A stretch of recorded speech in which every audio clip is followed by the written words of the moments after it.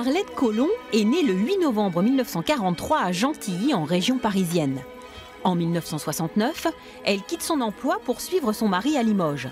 Le couple s'installe dans ce qui va devenir le Val-de-Laurence. Le quartier, c'était tout en travaux partout et de la boue partout. Les routes n'étaient pas finies, le centre commercial ici, enfin tout ce quartier-là n'était pas fait du tout. Les 6 premiers mois ont été un peu difficiles. Je trouvais l'accueil un peu froid, mais après, je me suis mise tout de suite dans l'association du Val-de-Laurence pour l'accueil.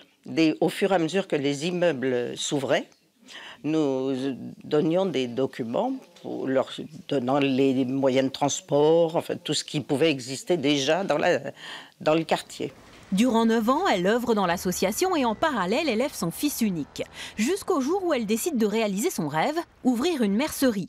Avec l'aide de son beau-père qui achète les murs, elle crée sa boutique dans le centre commercial Corniac en 1977. J'aimais tout ce qui était ouvrage manuel, la couture, le tricot, la broderie. Donc, bon, pour moi, une mercerie, c'était... Pourquoi c'est un rêve? Ah, ça, aucune idée. Si, ma grand-mère brodait beaucoup. Donc, je l'avais toujours vue broder. Et mon papa aussi a brodé. La mercerie d'Arlette Collomb est la seule du quartier et des alentours. Rapidement, elle attire les clientes. On commençait déjà à trouver de la mercerie en grande surface, mais tout sous blister. Quand elles avaient envie de 3 boutons, elles ne voulaient pas en acheter 5. Quand elles voulaient 1 mètre de ruban, c'était pas 3. Donc, elles préféraient acheter au détail. Mais l'histoire se termine en 2004, lorsque d'importants travaux sont réalisés pour rénover le quartier. La mercerie ne les intéressait pas. Et ils ont trouvé que ce n'était pas une boutique... je sais pas, qui les intéressait, soi-disant, dans le centre commercial. Mais le local où j'étais, finalement, est resté vide longtemps.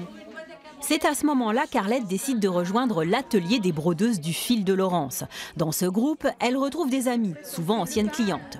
Aujourd'hui, bien qu'elle ne vive plus dans le quartier, elle revient chaque semaine pour le plaisir de la broderie. Manipuler les couleurs, les fils... Oui, les fils, c'est toujours... les fils de broderie, c'est toujours une passion. Une passion qu'elle décline désormais avec la 50aine d'adhérentes de l'atelier du fil de Laurence. J'ai commencé aussi la broderie Bargello, enfin c'est encore une autre technique, et voilà. Et là, on fait la broderie au ruban, encore une autre technique. Oui, mais on peut, c'est à l'infini la broderie.